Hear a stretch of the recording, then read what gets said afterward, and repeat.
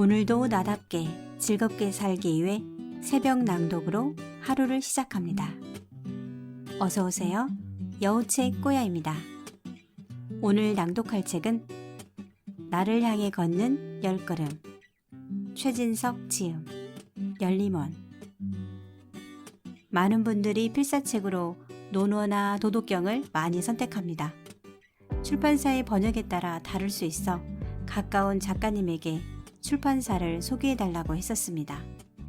논어나 도덕경보다 최진석 교수님의 책을 여러 번 읽으라고 하더군요. 그때 만난 책이 탁월한 사유의 시선이었습니다. 그리고 이번 여름에 만난 최진석 교수님의 책은 나를 향해 걷는 10걸음입니다. 책 속으로 들어가 볼까요? 프롤로그. 책 읽기는 마법의 양탄자를 타는 일입니다. 하늘을 나는 융단에 몸을 싣고 다음을 향해 가는 일. 그것을 가능하게 하는 힘이 곧 상상력이고 창의력이죠. 높은 지혜는 인간을 다음으로 나아가게 하는 힘입니다. 인간은 머무르지 않고 변화하는 존재이기에 멈추면 부패하지만 건너가면 생동합니다. 건너가기를 멈추면 양심도 딱딱하게 권력화됩니다. 건너가기를 멈추고 자기 확신에 빠진 양심은 양심이 아니라 폭력입니다. 도덕도 마찬가지입니다. 건너가기의 힘은 책 읽기로 가장 잘 길러집니다. 우리 함께 책을 읽고 건너갑시다. 책 읽기는 정보 수집이 아니라 일종의 수련입니다. 낱말과 문장을 이해하는 것이 독서의 전부는 아닙니다. 책을 읽는다는 건 낱말과 낱말 사이, 문장과 문장 사이에 텐트를 치고 남몰래 머무는 것입니다. 여기서 중요한 표현은 남몰래입니다. 문장들 사이에 자기만의 초소를 다지는 것이 책 읽기의 핵심이기 때문입니다. 물론 쉽지 않은 일입니다. 책을 쓴 자의 길을 신경 써서 따르기도 하고 거기서 또 내 길까지 찾아야 하니 간단하지 않은 일이지요. 이 두 가지 일이 하나가 되어야 하지만 그것을 의식하고 하나로 만들려고 하면 잘 안 될 것입니다. 그저 우호적인 태도로 읽고 또 읽으면 됩니다. 자비와 사랑으로 읽다 보면 세계에 대한 관심과 애정이 생깁니다. 그럼 즐겁지 않을 수가 없죠. 건너가기를 하는 삶이 가장 인간다운 삶이며 책 읽는 습관을 쌓으면 그 내공을 더 키울 수 있습니다. 이제 본격적으로 건너가기의 내공 키우기를 시작하겠습니다. 나를 향해 걷는 10걸음 중 9번째 걸음입니다. 루쉰, 악교정전. 저는 고요를 경험하는 것을 중시합니다. 고요를 경험해야만 큰 사람이 될 수 있습니다. 저는 루쉰이 고요를 경험한 사람이라고 봅니다. 그렇다면 고요란 무엇일까요? 아주 조용한 것? 아무 소리도 안 나는 것. 이것은 고요가 아닙니다. 고요는 그 사람이 자신의 길을 가도록 만드는 결정적인 충격과도 같습니다. 고요는 정지된 상태가 아니에요. 찰나의 순간이지요. 운동 방향을 달리하는 찰나의 순간. 그 순간의 충격입니다.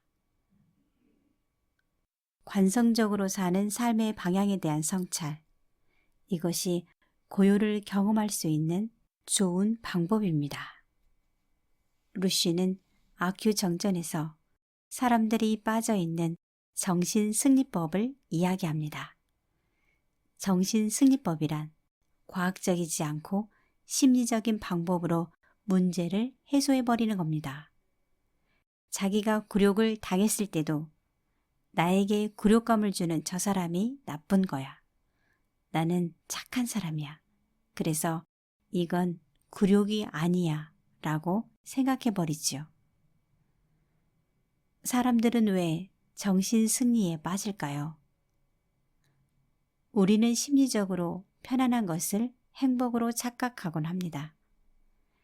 눕고 싶을 때 눕고, 먹고 싶을 때 먹고, 자고 싶을 때 자고, 이런 심리적인 편안함을 행복이라고 생각하는 사람이 많지요. 그런데 이것은 행복이 아니라 심리적 안일함입니다. 행복은 자기 존재를 얼마나 확장시키고 얼마나 독립적으로 유지하는지와 같은 문제와 관련되어 있습니다.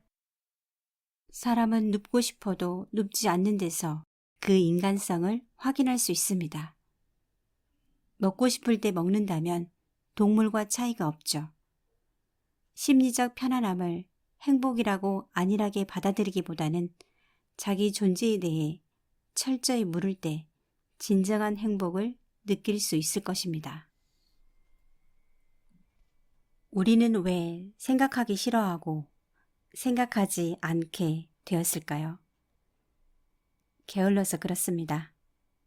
생각하는 것은 힘든 일인데 사람은 수고로운 일을 하려고 하지 않아요.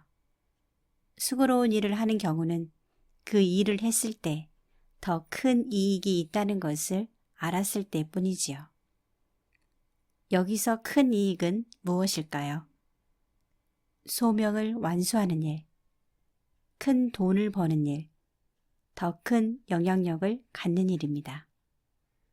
소명을 발견하는 것은 폭발하는 화산의 마그마 속으로 들어갔다가 나오는 것처럼 상당히 어려운 일입니다. 내일부터는 소명을 찾아야겠다. 이게 말처럼 쉽지가 않아요. 그런데 우리가 지금 무엇을 하든지 그것이 자기 소명이 되게 하는 방법이 딱 하나 있어요.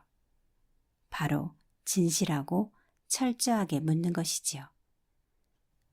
나는 누구인가? 나는 어떻게 살다 가고 싶은가? 나는 어떤 사람이 되고 싶은가? 죽기 전에 완수해야만 하는 내 소명은 무엇인가? 이것을 묻는 게 가장 기본입니다.